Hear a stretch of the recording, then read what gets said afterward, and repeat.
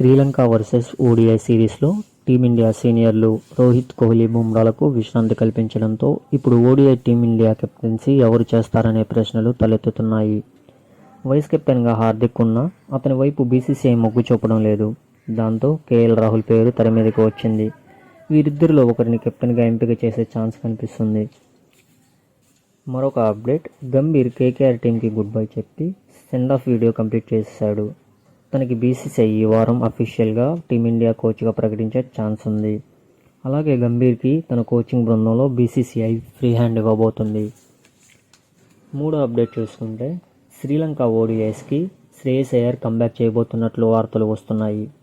మరొక update, RCB captain Faf du Plessis రాత్రి జరిగిన వాషింగ్టన్ ఫ్రీడమ్ మీద 58 బంతుల్లో సెంచరీ చేసి ఫామ్లోకి వచ్చాడు. కానీ దురదృష్టవశాత్తు మ్యాచ్ వర్షం వల్ల రద్దయింది.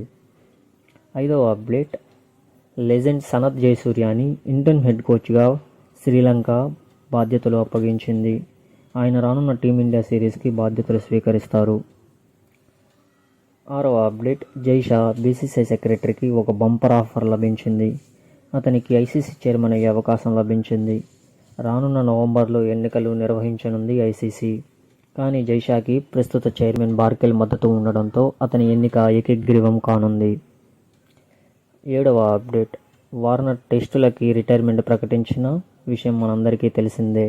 తను తాజాగా ఇన్స్టాగ్రామ్ వేదికగా నేను ఎక్కువ ఫ్రాంచైజీ క్రికెట్ ఆడతాను, కానీ సెలెక్టర్లు నన్ను ఛాంపియన్షిప్కి సెలెక్ట్ చేస్తే ఆడతాను అని అన్నాడు.